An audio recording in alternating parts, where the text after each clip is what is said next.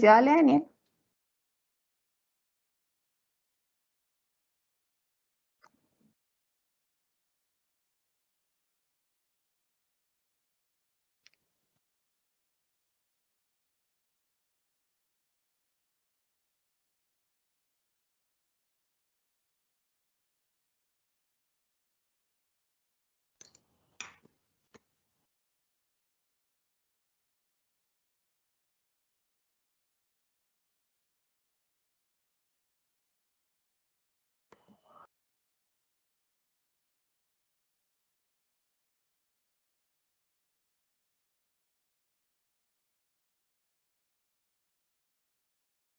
Hola, muy buenos días para todos. Agradecemos a ustedes la compañía el día de hoy. Con nosotros, digamos que está nuestro equipo de expertos, Tatiana Sierra, María Fernanda y yo, Daniel Bulla. Danos un segundo. Hola Vivi. Hola, Dani. Hola a todos, buenos días. Bueno, tuve ahí un problemita con el ingreso, pero nada, saludar a todos los amigos, todos los clientes, creo que incluso hay acá estudiantes. Al final vamos a dar un anuncio interesante de parte de BDO. Sin duda, yo creo que en aras del tiempo vamos a empezar. Este es un capítulo que nos teníamos en deuda. Sin duda ya habíamos hecho varias aproximaciones a cómo iba el proyecto de ley. Tenemos ley, habemos ley a partir del 14 de septiembre y digamos que grosso modo, para no hacer larga una introducción, la idea es ir y abordar, como decía el título de la reunión, los aspectos que aparecen o esos aspectos que a veces no están tan dichos, que no están tan expresos en la ley, pero que traen efectos colaterales bien interesantes, a veces bien importantes desde lo financiero. Entonces, uno ve una ley que sin duda responde a una necesidad país, una necesidad de dar un mensaje de mercados que estaba en deuda también. Todos sabemos que la calificación, pues la calificación del país bajó. Y entonces en 4 fundamentales capítulos la ley tal vez lo que busca abordar, y ese va a ser el orden que quisimos con las chicas. Hoy tenemos un matriarcado total acá en el grupo. 4 capítulos fundamentales de la ley que trata de abordar este proyecto digamos, aunque dicho por el propio ministro, no es una reforma tributaria, pero bueno, todos los que estamos acá en la reunión sabemos que de fondo, aunque de los 40 y pico artículos, solo 20 tienen impacto tributario real, pues vale la pena mirarla toda en conjunto para tener claros sus efectos. Hay un capítulo fundamental, es el capítulo de modificaciones al recaudo. Vivi lo va a abordar más a fondo y todos los efectos que en un efecto mariposa uno puede encontrar, acompañado de un capítulo fuerte que es la lucha contra la evasión. Digamos que el número mágico de la reforma son 15 billones y nada más en estos 2 capítulos, en el recaudo, dentro del más grande va a estar el cambio de la tarifa, y el capítulo de la evasión, que es muy fuerte, pues hay de esos 15 billones casi que 13 billones en la meta. Entonces Vivi va a abordar eso, luego vamos a ver un capítulo fundamental e interesante que ya se volvió parte del paisaje y es el capítulo de amnistías, ese acápite en el que parece que en Colombia hoy pues siempre tiene que uno ponderar en el modelo financiero una amnistía, ya se volvió parte de la labor habitual dentro de todas las modelaciones. Eso lo va a dar Tatiana, nuestra gerente de controversia tributaria, y hay un capítulo final que sin duda trae 3 cosas fundamentales que queremos abordar desde lo corporativo, y es ese capítulo de reactivación que trae entre todos sus beneficios, pues las subvenciones no menos interesantes, tanto de PAEF, tanto de incentivos a la generación de empleo, y una subvención bien interesante respecto a lo que sucedió en mayo y junio del paro nacional. Entonces, Vivi, si quieres abordemos el capítulo de recaudo y el capítulo de la evasión, que me parece muy interesante, y arrancamos. Creo que estás en mute.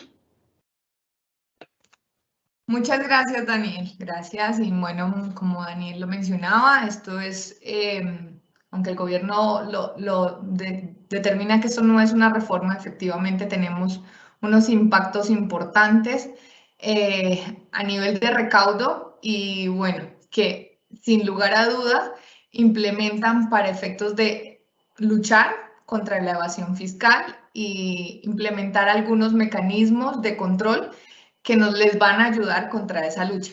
Digamos que dentro de los cambios sustanciales en materia de recaudo, tenemos uno de los más importantes, que es la modificación a la tarifa del impuesto sobre la renta para las personas jurídicas.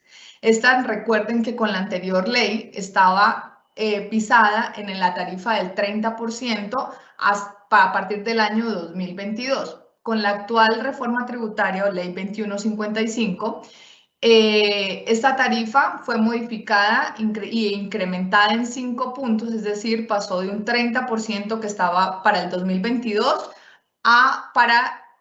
digamos que para que sea del 35%. Esto para las personas jurídicas, digamos que. Para las entidades financieras, como se venía tratando, también hay una sobretasa al impuesto de renta de 3 puntos.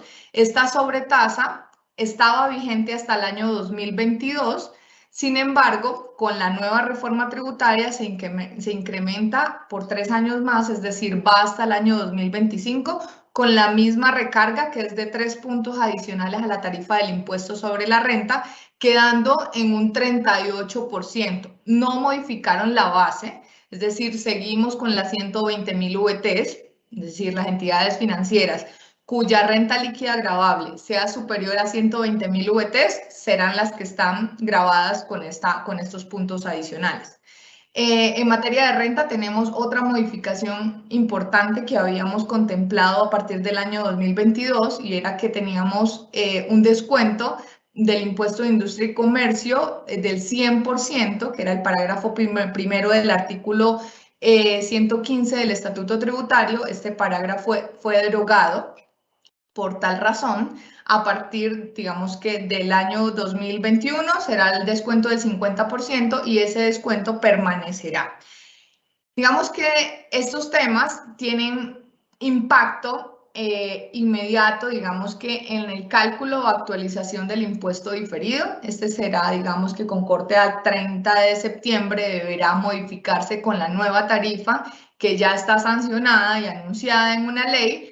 Por ende, los impuestos diferidos que se habían calculado, débitos o créditos que se habían calculado con una tasa proyectada del 30% para la recuperación o pago, digamos que serán del 35% o del 38% para las instituciones financieras.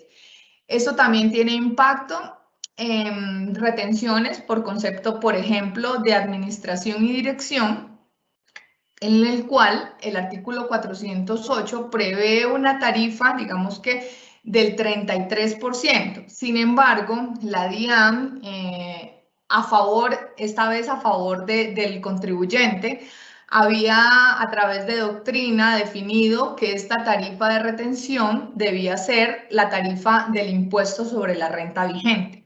Es decir, para hoy, para el año 2021, estábamos con una tarifa de retención del 31%.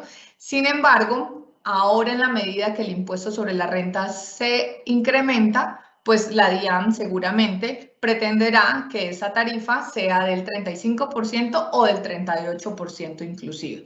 Esto pues digamos que existen interpretaciones, puede ser que la retención sea inmediata, sin embargo, al tratarse de un impuesto de renta, el impuesto de renta con vocación anual, digamos que la tarifa del impuesto de renta cambia solamente a partir del 1 de enero, por lo que creemos que esta tarifa de retención debería ser modificada a partir del 1 de enero y no de manera inmediata, considerando que la retención en la fuente pues es o el impuesto directo para las personas no residentes o un anticipo del impuesto tratándose de personas residentes y contribuyentes del impuesto de renta en Colombia. Algunos, digamos que eso a grosso modo en materia del impuesto de renta que nos trae la ley 2155. Tenemos otros impactos importantes que son para las empresas con beneficio de economía naranja. Recuerden que digamos que estas empresas que habían aplicado este beneficio con una exención, esa exención estaba vigente para 7 años. La ley lo reduce, modifica el artículo 235-2, disminuyendo esta exención de 7 a 5 años. Y un beneficio que da es que amplía el término para poder aplicar, digamos que a este régimen o a este beneficio de economía naranja hasta el 30 de junio del 2022. Esto solo estaba hasta el 31 de diciembre del 2021. Frente al régimen simple, también hay algunas modificaciones importantes, digamos que como lo habían, digamos que propuesto los expertos para esta reforma tributaria, era una tarifa de impuesto gradual para las personas jurídicas, sugiriendo una tarifa diferencial para las pequeñas y medianas empresas. Sin embargo, el gobierno no recibió esta recomendación y por el contrario, lo ha dicho, digamos que el ministro de Hacienda, el director de la DIAN, que al modificar la base mínima para que personas jurídicas puedan acogerse al régimen simplificado, esta es una medida para que estas empresas medianas y pequeñas puedan tener una carga tributaria menor y simplificada, pues como es este régimen. El término de inscripción para este régimen, recuerden que era hasta el último día hábil del mes de enero, ahora digamos que dan hasta el último día hábil del mes de febrero, y por el año 2022 estas empresas del régimen simple no serán responsables ni del impuesto de IVA ni del impuesto de consumo en la medida que se trate de contribuyentes que desarrollen actividades de expendio de comidas y bebidas y pues obviamente que estén calificadas o se hayan acogido al régimen simple. Digamos que estas son de manera general los cambios sustanciales en materia de recaudo que nos trajo esta ley 2155. Bueno, también hay algunas otras modificaciones en materia de impuestos sobre las ventas. Digamos que una de las grandes modificaciones o también que van en lucha, digamos que también van en lucha de la evasión fiscal, del impuesto sobre las ventas, y es que la exclusión de IVA para la importación de bienes objeto de tráfico postal, ¿sí? Solo aplica para aquellos importaciones cuyo valor no excedan $200 y que sean procedentes de países con los que Colombia haya suscrito tratados de libre comercio. Actualmente, digamos que el único tratado de libre comercio que tiene expresamente este no cobro y que por el que está vigente es con Estados Unidos, es decir, hoy todas estas importaciones inferiores a este monto de $200 estarán gravados con el impuesto sobre las ventas. Exención bueno, se prorroga por un año más las exenciones para los servicios de hotelería y turismo. Esto era una ley que estaba vigente, la ley 2068 del año 2020, que estaba, digamos, que daban esta exención solo hasta el 31 de diciembre. Con la ley 2155 la extienden por un año más. Y bueno, nos trae algo a favor de los contribuyentes, de productores de bienes exentos, y es que les da la posibilidad de aplicar, de solicitar una devolución automática del impuesto sobre las ventas, pero con una condición, y es que el 100% de los descuentos estén soportados con facturación electrónica. Ya vamos a ver un poco todos estos temas de facturación electrónica, cómo nos van a impactar, pero digamos que este es el beneficio para los productores de bienes exentos. Nuevamente, nos trae los 3 días sin IVA. Mediante el artículo 38, determina que continúan los 3 días sin IVA en Colombia. Ya anunciaron que serán el día 28 de octubre, el 19 de noviembre y el 3 de diciembre del año 2021. Dos modificaciones importantes. Una es que solo estas ventas deben hacerse a través de a través del sistema de facturación electrónica, es decir, no aplica el sistema POS en este caso. Esto es un reto muy importante e impacta las ventas en las empresas de retail, por ejemplo, en las grandes superficies donde todos sus sistemas de cajas están habilitados únicamente con facturación POS. Digamos que aun cuando ellos tienen la facturación electrónica, esta solo se emite en la medida que el comprador la exija. Pero hoy por hoy, todas sus cajas tienen habilitado el sistema de facturación POS. Otra modificación importante, y recuerden que en el pasado, en los 3 días sin IVA del año pasado, todas las compras debían hacerse a través de medios electrónicos de pago. Este año, bueno, y a partir del pronunciamiento de esta ley, aceptan, digamos, como método de pago el efectivo, que era una de las limitantes para las entidades, para los vendedores. Y eso es, digamos que a grosso modo, ahora sí, de manera general, digamos que esta reforma trae cambios sustanciales en materia de control fiscal.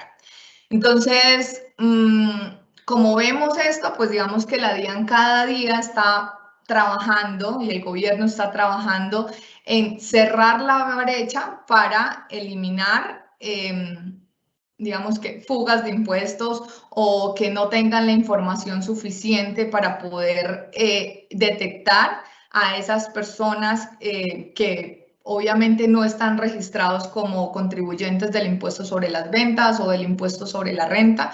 Esto es uno de los, digamos que, de uno de los huecos o que genera mayor déficit a nivel presupuestal en el gobierno. Uno de los cambios más importantes es los cambios en los sistemas de facturación. El artículo 13 de la ley 2155 modifica este artículo 616-1, que es el que, digamos que regula todos los sistemas de facturación en Colombia. Bueno, hoy hoy está vigente, porque este artículo 13 dice que hasta tanto no se emita el decreto reglamentario, el antiguo 616-1 seguirá vigente. Sin embargo, bueno, esto va a traer cambios importantes, por ejemplo, generar sanciones por la no transmisión en debida forma de la facturación electrónica. Implementó, bueno, que los vendedores deben implementar una plataforma de tal manera que los compradores puedan acceder a expedir, ¿sí?, a solicitar la facturación electrónica. Otro de los cambios importantes es el registro, digamos que cuando se hace factoraje, todas estas facturas deben considerarse título valor y obviamente la facturación electrónica tiene esa calidad. Sin embargo, para que se haga ese negocio, debe ser registradas en un sistema que se llama Radian y es el registro de estas facturas para que se pueda hacer, digamos que, esta negociación.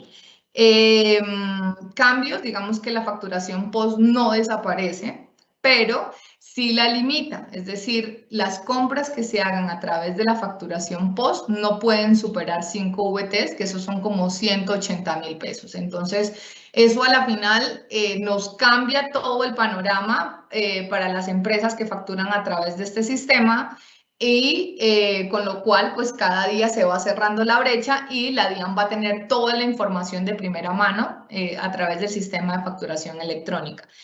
Recuerden que en este artículo 616-1 se establecía o se establece, digamos que el porcentaje de los soportes o de costos, gastos e impuestos descontables que se podían soportarse con facturas o con documentos equivalentes que no sean facturación electrónica. Este porcentaje máximo estaba vigente hasta el año 2022, era un 10%, para este año era del 20%, sin embargo, ahora todo debe ser facturado a través de medios electrónicos, con facturación electrónica, es decir, esta limitación digamos que se elimina a partir de la emisión del decreto.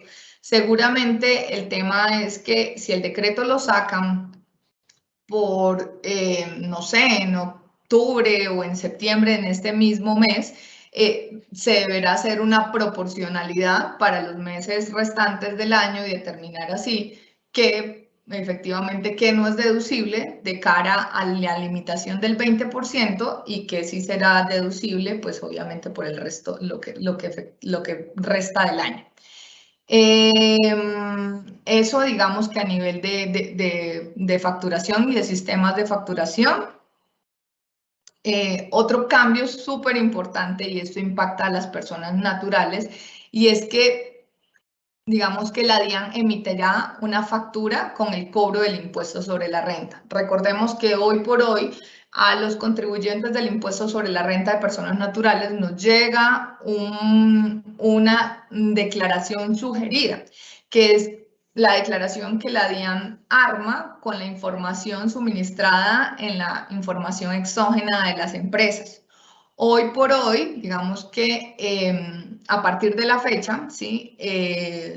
A partir de la emisión de esta nueva ley, la DIAN va a emitir una nueva factura, ya, digamos que una factura con el cobro del impuesto. Esta factura tiene algunos impactos, y es que si no se corrige o no se presenta la declaración dentro de los 2 meses que da la DIAN, queda como en firme y presta mérito ejecutivo para cobro. Esta factura se va a notificar a través de los sistemas electrónicos de la DIAN, es decir, a través del buzón, ¿sí? Y bueno, la posibilidad que da es que si el contribuyente no está de acuerdo, pues puede corregirlo, pero no, digamos que dentro de los 2 meses de haber notificado. Listo. La siguiente. Y bueno, otras medidas que da para el control fiscal es que la DIAN podrá inscribir de oficio en el RUT a las personas naturales que sean objeto, que ellos identifiquen y que sean objeto de obligaciones tributarias. ¿Cómo va a identificar? Pues a través seguramente del sistema de facturación electrónica o de la información exógena. Ellos van a decir, no sé, Vivian facturó, no sé, honorarios o servicios durante el año 2021 superiores, no sé, a 150 millones de pesos, por ende debe ser responsable del impuesto sobre las ventas. Entonces ellos, y no estoy inscrita en el RUT, me van a hacer una inscripción de oficio. ¿De dónde van a sacar la información? Digamos que la DIAN va a solicitar esta información al Departamento Nacional de Planeación, a la Registraduría o a Migración Colombia. Digamos que de ahí va a sacar los datos básicos para la inscripción de estas personas naturales en el RUT.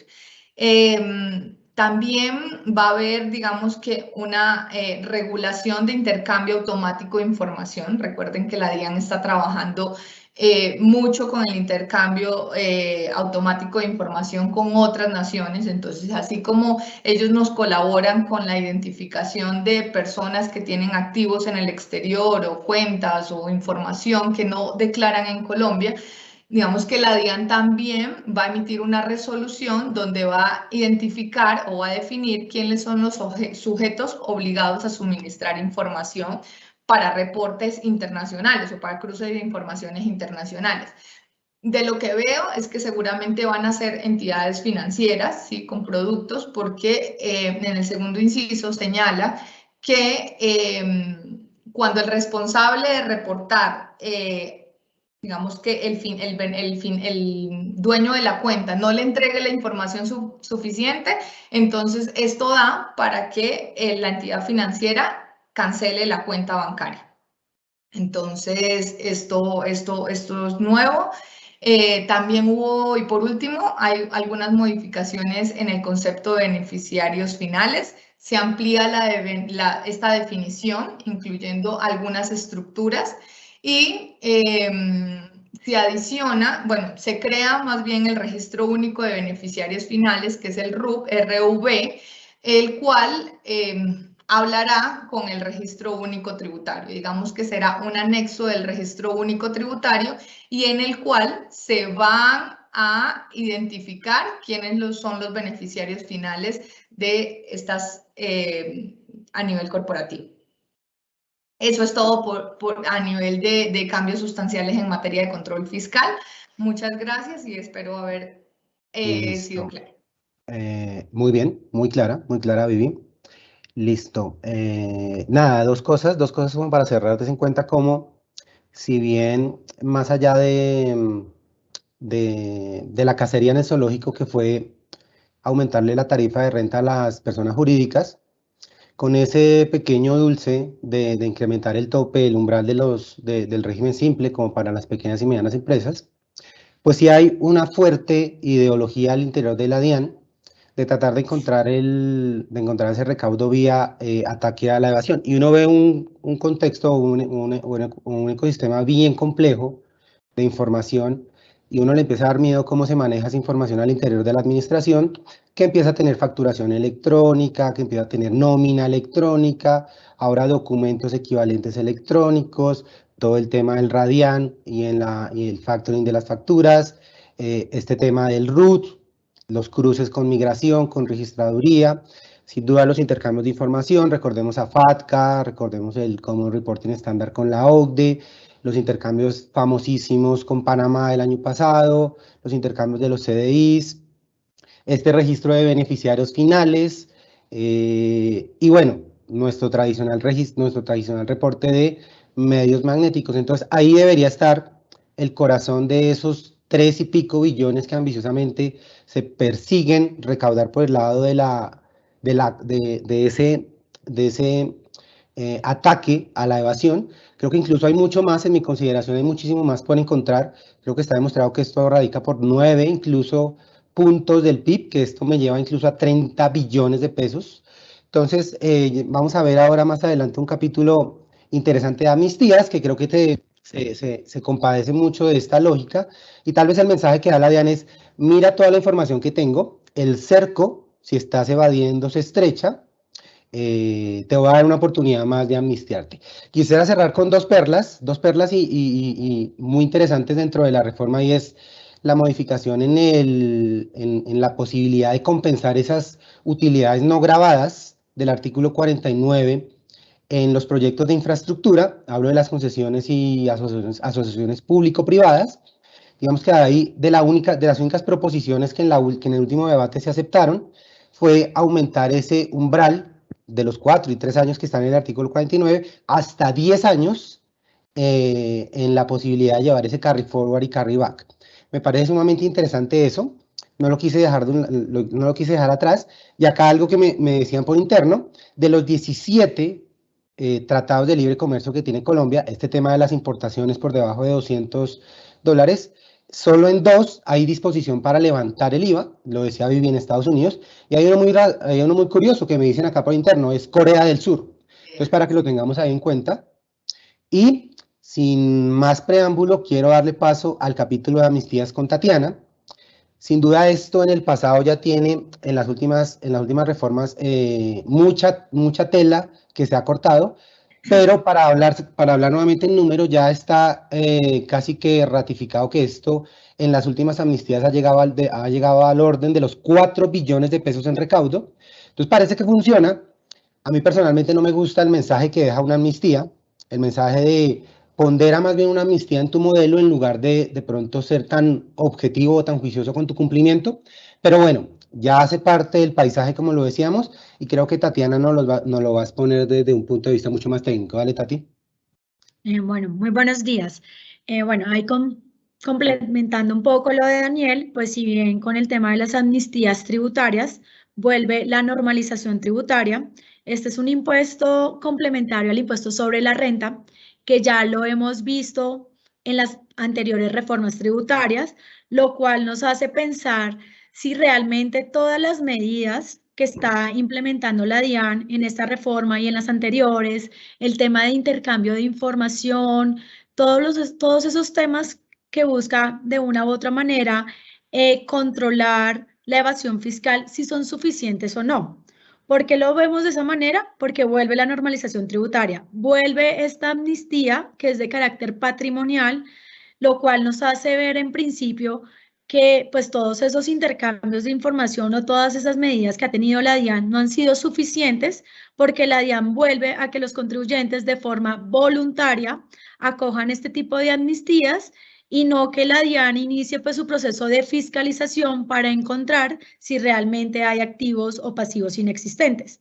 Entonces, esta normalización tributaria que trae esta nueva reforma tributaria, pues vuelve con el mismo hecho generador y es simplemente tener activos omitidos o pasivos inexistentes al 1 de enero del 2022.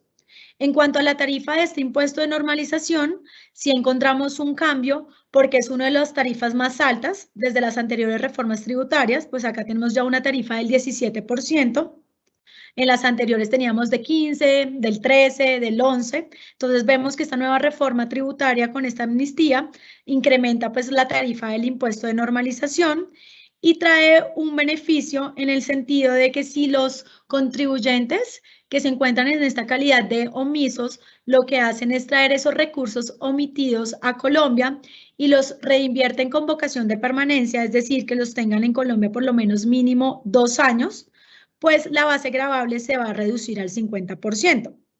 Este tema en tarifa implica que la tarifa ya no sería del 17, sino que sería una tarifa del 8.5. Sin embargo, pues lo importante es que se traigan esos recursos a Colombia y se reinviertan. Otro tema nuevo que trae la reforma, y es un tema que en materia de normalización tributaria no lo habíamos visto antes, es el tema de pagar un anticipo del 50% del impuesto. Este anticipo se va a pagar en el año 2021, lo cual viene en línea con el tema de que la DIAN al final necesita recaudo y necesita pues recibir dinero durante este año. Si bien el plazo para presentar la declaración de normalización tributaria vence el 28 de febrero del 2022, la DIAN estableció que se va a hacer un anticipo del 50% del impuesto, el cual se va a pagar este año en el 2021, dependiendo de las fechas que fije pues el reglamento. Otro tema súper importante y como que trae este tema de la normalización es que las normalizaciones tributarias, cuando uno presenta la declaración, estas declaraciones no se pueden corregir ni tampoco las puedo presentar de forma extemporánea. Por lo tanto, el día que yo pague tanto el anticipo como la declaración final en febrero, pues tengo que hacer un pago total, porque si hago un pago parcial, hay un efecto que se le genera a esta declaración de normalización y es que se entiende que no va a producir efectos legales. ¿Esto qué significa? Que si yo presento el anticipo y cuando voy a presentar mi declaración final no hago el pago total o hago un pago incompleto, realmente pues no me estoy amnistiando, no me estoy normalizando y el día de la mañana la DIAN dentro de sus facultades de fiscalización pues puede entrar a mirar esos activos omitidos y me puede sancionar con una inexactitud del 200%. Entonces, esto es súper importante al momento de acogernos a esta amnistía de normalización tributaria y es efectivamente hacer un pago, liquidar en debida forma el anticipo y liquidar en debida forma pues el pago del impuesto en febrero. Porque si yo no hago un pago total de la obligación del impuesto, pues no me estoy amnistiando, no me estoy normalizando y los efectos van a hacer que más adelante en un proceso de fiscalización pues tenga una sanción de inexactitud bastante onerosa, porque la sanción es del 200% versus una tarifa del 17% que pago de forma voluntaria. Entonces vemos como la DIAN nos está dando la oportunidad de verdad de ser transparentes, de poner todo sobre la mesa y decidir acogerse a esta normalización, pues siempre pagando todo lo que tiene que ver con la omisión de activos y el tema de pasivos inexistentes. Otra de las figuras que trae esta reforma tributaria, que es una figura muy buena para efectos de caja, es la reducción transitoria de sanciones e intereses. ¿Qué pasa? Esta figura está disponible para todo tipo de obligaciones tributarias con la DIAN, con entidades territoriales, obligaciones aduaneras, cambiarias y también obligaciones con la UGPP, que presenten mora al 30 de junio del 2021 y el incumplimiento o esa mora se haya generado, se haya ocasionado por la pandemia o se haya agravado como consecuencia de la pandemia. Esta disminución en intereses obviamente no va a aplicar para el tema del Sistema General de Pensiones, sino simplemente para otros intereses de la UGPP. Algo súper importante que tenemos que ver acá es que la forma como está redactado el artículo permite que fueran todas las obligaciones que yo tenga pendientes al 30 de junio. ¿Por qué? Porque trae dos palabras súper importantes que tenemos que analizar y es que se haya ocasionado con la pandemia o que se haya agravado con la pandemia.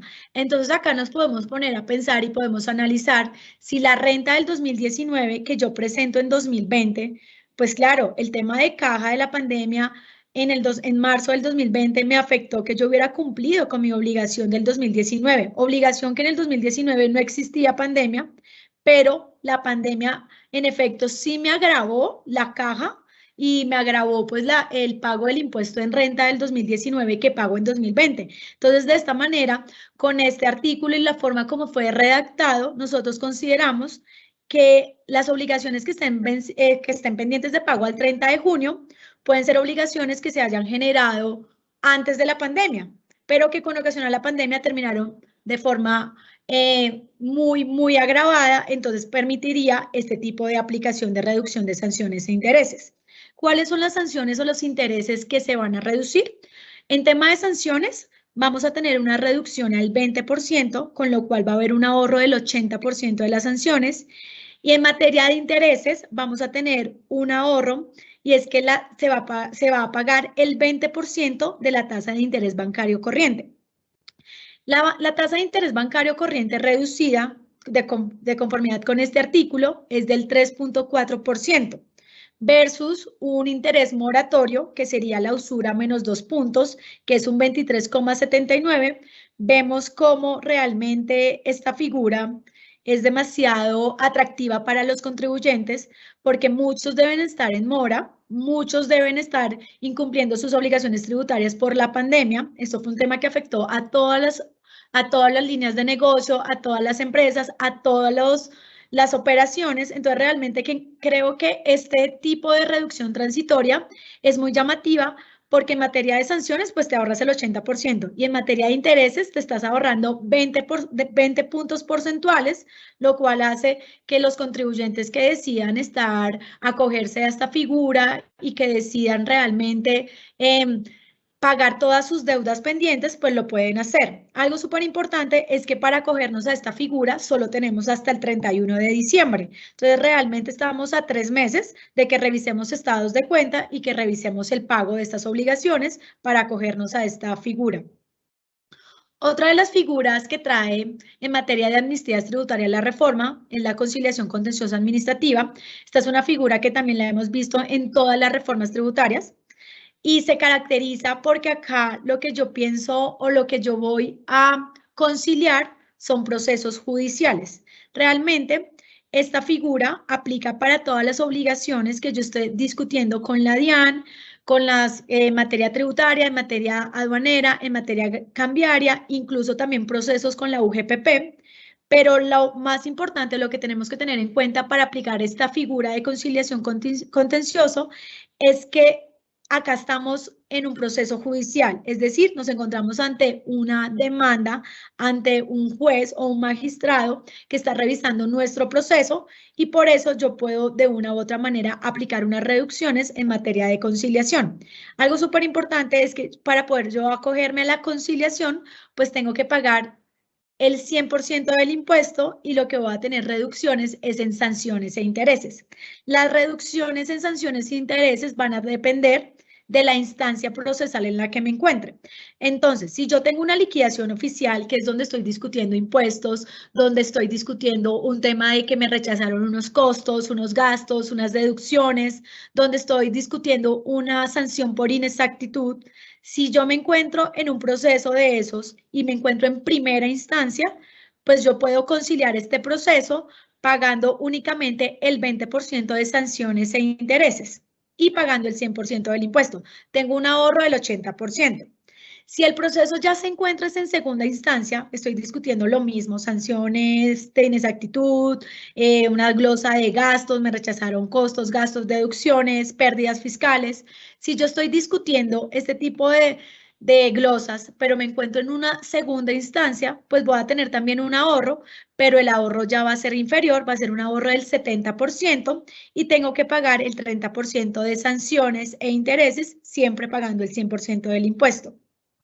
Si ya lo que me encuentro es en discusión de sanciones, me encuentro discutiendo una sanción de medios magnéticos, de precios de transferencia, sanción por no enviar información, sanción por no declarar, sanción por devolución o compensación improcedente, todo ese tipo de sanciones, pues voy a tener un ahorro independiente de la instancia en la que me encuentre del 50%. Para podernos acoger a esta conciliación, tenemos hasta el 31 de marzo del 2022, entonces realmente pues todavía tenemos alrededor de 6 meses, lo cual se debe evaluar internamente en las compañías, mirar qué glosas son ganables y qué glosas no son ganables y hacer un análisis financiero de definitivamente si debo irme a discusión o simplemente concilio. Otra de las figuras que trae la reforma tributaria es la terminación por mutuo acuerdo. Esta terminación por mutuo acuerdo se diferencia de la conciliación, es que acá lo que estamos discutiendo se encuentra en sede administrativa. Acá simplemente estamos discutiendo con la DIAN, con las entidades territoriales, pero estoy discutiendo con ellos directamente. Todavía no he tenido que acudir a un juez para que pues revise mi proceso. La terminación por mutuo acuerdo está prevista para obligaciones en materia tributaria, aduanera, cambiaria y para temas de UGPP. Acá las reducciones también dependen del acto administrativo en el cual esté discutiendo. Entonces, si me encuentro en un requerimiento especial, una liquidación oficial o una resolución que resuelve un recurso de reconsideración donde estoy discutiendo un mayor impuesto, donde estoy discutiendo una glosa que me rechazó unos costos, unos gastos, unas deducciones, donde estoy discutiendo una sanción por inexactitud o una sanción por disminución de pérdidas, todos estos procesos que se encuentren en sede administrativa y que yo esté discutiendo alguna de estas glosas, pues yo puedo hacer una transacción, es decir, transar el proceso, darlo por terminado de forma anticipada, siempre que pague pues el 100% del impuesto y pague el 20% de sanciones e intereses. Si lo que ya estoy discutiendo es otro tipo de acto administrativo y estoy discutiendo una sanción por no declarar, que es cuando dentro de la obligación de presentar, yo tenía la obligación de presentar las declaraciones y no lo hice, me encuentro en calidad de omiso, pues si la DIAN o una entidad territorial me notifica una resolución sanción por no declarar y la resolución que falle estos recursos, pues en este caso yo voy a poder transar ese proceso pagando el 70%, pagando el 100% del impuesto que no pagué y el 30% de sanciones e intereses. Acá la reducción es menor. Pero si me encuentro en cualquier otro tipo de sanciones, por pliegos de cargos, precios de transferencia, medios magnéticos o cualquier otro tipo de sanción que se interponga en una resolución independiente, acá también puedo transar y para transar tengo que pagar solamente el 50% de la sanción y me ahorro el otro 50%. Entonces, realmente, pues estas figuras que trae la reforma tributaria son demasiado atractivas para el tema de los clientes porque de verdad hay una reducción en sanciones y intereses bastante significativa, lo cual pues permite liberar un poco la caja de las compañías y pues que puedan cerrar estas contingencias al final. Muy bien, Tatiana, muchas gracias, muy claro. Me quedo con dos números y miren todos cómo tratando de compaginar la normalización te pone a arbitrar un 17% versus incluso perder el activo. Si ustedes se dan cuenta, y como lo decía Tatiana, si no te normalizas, y parece que esta sí es la última vez que va a haber normalización, la DIAN te va a pedir el impuesto, que hoy ya va al 35%, te va a meter una renta por activos omitidos al 35%, y te va a sancionar con el 200% de inexactitud, es decir, con 70% más de inexactitud. Entonces eso da el 105%, en otras palabras, se pierde el activo. Entonces, miren cómo es interesante empezar a ponderar esos números. Y respecto a las amnistías, des en cuenta que el número clave es 50%. Por mal que me vaya un proceso que tenga ya en el contencioso o que todavía esté discutiendo en sede administrativa, miren cómo puede llevarnos a reducciones del 50% en la carga, por supuesto, de intereses y sanciones. La ley trae otras amnistías, trae una aplicación de un principio de favorabilidad bien interesante para procesos antiguos, sobre todo por allá cuando la sanción por inexactitud, por ejemplo, era del 160, hoy solo es del 100. trae una amnistía interesante para los partes a nivel de vehículos y a nivel de motos, pero creo que pues no hace falta, cada uno creo que puede ir y mirarlo. Interesantísimo porque incluso reduce el capital, que ha sido bien satanizado por la Corte, pero sería muy interesante salir a pagar en este momento algún partecito que tuviéramos por ahí. Pero entonces, para cerrar, y creo que hasta acá ustedes se han dado cuenta que el título de la ley no se compadece mucho del contenido que hemos dando, porque ¿cuál es la inversión social? Si acá toda la plata básicamente va a salir de los contribuyentes, ¿no? Entonces, sin duda viene un capítulo de reactivación económica y es donde viene tal vez la inversión social que vamos a abordar en esta parte final y es donde están las subvenciones que propone el Estado y todo este conjunto de medidas sociales que parece que sí se compadecen con el título de la reforma. Entonces, queremos ver esta parte final y sobre todo al final del día hacernos unas preguntas a ver esto cómo se va a tratar al interior, por ejemplo, de la contabilidad. Y ahí te va a dar la palabra entonces, María Fernanda, para que cierres con este capítulo, ¿te parece? Gracias, Dani. Bueno, pues buenos días a todos. Como nos lo estaba diciendo Dani, esta ley pues tiene por objeto adoptar un conjunto de medidas de política fiscal que operan de forma articulada para contribuir a la reactivación económica, a la generación del empleo y a la estabilidad fiscal del país. Y digamos que en especial incluyó 3 subvenciones corporativas. Pero al margen de estas subvenciones, esta ley hizo énfasis desde la parte social con el fin de proteger a la población más vulnerable contra el aumento de la pobreza, dentro de las cuales encontramos, por un lado, la ampliación del programa de ingreso solidario que va hasta diciembre del 2022, en la cual se van a hacer unas transferencias monetarias en favor de hogares en situación de pobreza y como segunda medida creó la matrícula cero y acceso a la educación superior, en la cual pues se adopta como política de Estado la gratuidad para los estudiantes de menores recursos y en especial para aquellos de estrato 1, 2 y 3. Entonces, pues, bueno, como sabemos, las medidas de aislamiento y confinamiento que fueron implementadas por el gobierno nacional debido a la pandemia ocasionada por el COVID-19 supusieron grandes retos para que las empresas del país lograran mantener su operación comercial y productiva, lo que les generó importantes presiones de liquidez. Entonces, en este marco, el gobierno nacional adoptó el programa El Apoyo de Empleo Formal, PAEF, mediante el decreto legislativo 639/2020. Y en aras de seguir contribuyendo a la recuperación del empleo formal y teniendo en cuenta pues, que este último no ha recuperado los niveles previos que tenía al inicio de la pandemia, pues esta ley lo que plantea es que este programa se ha extendido desde mayo hasta diciembre de 2021. Para aquellos potenciales beneficiarios que para el periodo de cotización de marzo de 2021 hubiesen tenido un máximo de 50 empleados. Pero si al momento de la postulación el potencial beneficiario cuenta con más de 50 empleados, pues este empleador no va a perder el acceso al PAEF, sino que solo podrá ser beneficiario de estos aportes por máximo 50 empleados. Recordemos que este beneficio es del 40% de un salario mínimo por cada empleado y de un 50% de un salario mínimo para aquellos empleados de empresas que tengan como actividad principal actividades económicas y de servicios en sectores de turístico, hotelero, de gastronomía, actividades artísticas, de entretenimiento, de recreación. Y adicionalmente también va a ser del 50% para trabajadoras mujeres, priorizándolas a ellas en el caso en que la empresa tenga más de 50 empleados. Entonces, pues frente a este último punto, si bien es cierto que el gobierno debe propender por la igualdad entre hombres y mujeres, pues recordemos que la igualdad no es lo mismo que equidad, porque pues en cuanto a la equidad de género, esta va a introducir un componente ético que asegura la igualdad real, que de alguna forma compense esa desigualdad histórica del género femenino en cuanto al mercado laboral. Y recordemos también que según cifras del DANE, pues la tasa de desempleo en los últimos 12 meses fue del 12.1 para los hombres, mientras que para las mujeres fue del 19.1.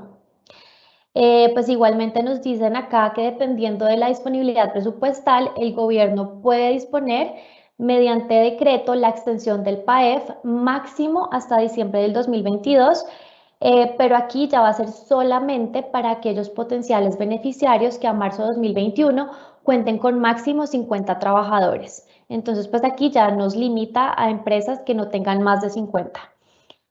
A este beneficio no pueden acceder personas naturales que tengan menos de 2 empleados reportados en su planilla PILA y tampoco pueden acceder personas políticamente expuestas.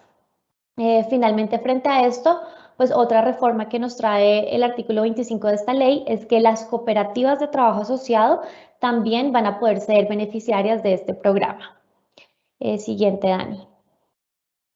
Bueno, el artículo 24 de esta ley nos trae unos incentivos para la creación de nuevos empleos. Entonces, pues como sabemos, la pandemia trajo consigo un deterioro sin precedentes en el mercado laboral, tanto por su rapidez como por su magnitud. Entre febrero y mayo de 2020, la tasa de desempleo pasó del 10.9 al 20.9 y las personas más afectadas, según cifras del DANE, fueron los jóvenes. Entonces, el incentivo a la generación de nuevos empleos se crea con el objetivo de mitigar efectos socioeconómicos asociados a la pandemia y a reactivar la generación de empleo formal. Esto también pues teniendo en cuenta que la disminución del costo de la nómina para las empresas pues tiene efectos positivos en la creación de empleos. Y por eso pues este programa brinda unos incentivos sobre los costos de nómina de los empleadores. Entonces, este incentivo está dirigido para la generación de nuevos empleos mediante la contratación de trabajadores adicionales, principalmente de 3 grupos.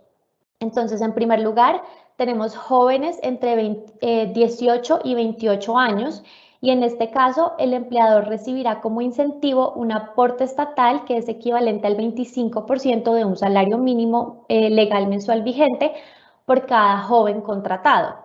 En segundo lugar, tenemos a trabajadores adicionales que no correspondan a jóvenes y que devenguen hasta 3 salarios mínimos mensuales. En este caso, el empleador va a recibir como incentivo un aporte estatal del 10% de un salario mínimo. Y finalmente tenemos también un tercer grupo que son mujeres adicionales mayores a 28 años que devenguen hasta 3 salarios mínimos, pues en este caso el empleador va a recibir como incentivo un 15% de un salario mínimo. Pues acá vemos una vez más que el Estado lo que está tratando de hacer es cerrar esa brecha existente entre hombres y mujeres en el mercado laboral, incentivando a los empleadores pues a contratar mujeres. Este incentivo va a estar vigente hasta agosto de 2023 y el empleador solo puede recibir un máximo de 12 pagos. Es decir, el incentivo está vigente por 2 años, pero no se puede solicitar más de 12 veces. Este incentivo no aplica a los empleadores que hayan aplicado alguna novedad en su nómina, ya sea una suspensión temporal de contrato o una licencia no remunerada. Y este incentivo se puede otorgar de manera simultánea con otros, no se puede otorgar de manera simultánea con otros subsidios o aportes a nivel nacional, pero sí es compatible con el PAEF. Y bueno, para contabilizar los trabajadores adicionales, se va a tomar como referencia los empleados que cada empleador por los que cada empleador hubiera cotizado en el mes de marzo de 2021. Bueno, y pues con el objetivo de proteger también los recursos públicos, este incentivo va a estar supeditado a la disponibilidad presupuestal con la que cuenta el gobierno nacional, pues en el presupuesto general de la nación. Y por esto, esta ley deja abierto la posibilidad de que se pueda limitar el número de cotizantes a reconocer por cada beneficiado. Como les dije, bueno, este programa es complementario con el PAEF, pero pues no puede otorgarse de manera simultánea con aquellos beneficios, especialmente los que están descritos en el decreto 688 de 2021. Se calcula que este beneficio puede estar en capacidad de incentivar la vinculación laboral de más de 780.000 trabajadores. Siguiente, Dani. Entonces, bueno, adicionalmente, el artículo 26 de la ley 2155 introduce también un programa de apoyo a las empresas afectadas por el paro nacional. Entonces, según una encuesta realizada por la Asociación Nacional de Empresarios de Colombia, ANDI, el 84% de las empresas del país fueron afectadas por los bloqueos generados por el paro nacional. El gobierno además informó que las pérdidas económicas superaban los 10,3 billones de pesos, pues según también como lo indicó el ministro de Hacienda, durante el paro nacional se presentaron días en los que se perdían hasta 480.000 millones de pesos debido a los bloqueos. Pues también recordemos que los daños a la infraestructura en las distintas ciudades del país afectaron la economía, pues parte de los fondos se tuvieron que destinar para sus reparaciones. Entonces, con el fin de reactivar la economía y apoyar a estas empresas afectadas por el paro, pues esta ley nos dice que el gobierno nacional va a otorgar a los empleadores personas jurídicas, personas naturales, consorcios, uniones temporales y patrimonios autónomos un aporte estatal que corresponderá al número de empleados multiplicado hasta por el 20% del valor del salario mínimo mensual legal vigente para poder contribuir al pago de las obligaciones laborales de los meses de mayo y junio, pues que sabemos que fueron los más afectados por el paro. Para acceder a este aporte se tiene que demostrar la necesidad del mismo, certificando una disminución del 20% o más en sus ingresos frente a los ingresos que habían obtenido una vez más en marzo de 2021. Este es un aporte que se puede entregar a todos los potenciales beneficiarios independientemente del tamaño de la empresa o del número de trabajadores y también es un beneficio que se puede sumar con el PAEF. Recientemente el ministro de Hacienda confirmó que el costo del apoyo a las empresas afectadas por el paro es un esfuerzo de unos 400.000 millones aproximadamente, pero sin embargo aclaró pues que todavía no se tiene claro exactamente cuántas empresas se van a poder beneficiar de este incentivo, pero lo importante acá es que demuestren que fueron afectadas por estos bloqueos en vías y fueron afectados en sus ingresos. Pues ya para terminar, este incentivo le es aplicable otras disposiciones que están relacionadas tanto como a la exención del gravamen de los movimientos financieros, a la exclusión del impuesto sobre las ventas, a la retención en la fuente y a la inembargabilidad. Muy bien, Muchas gracias. Mafi, muy bien.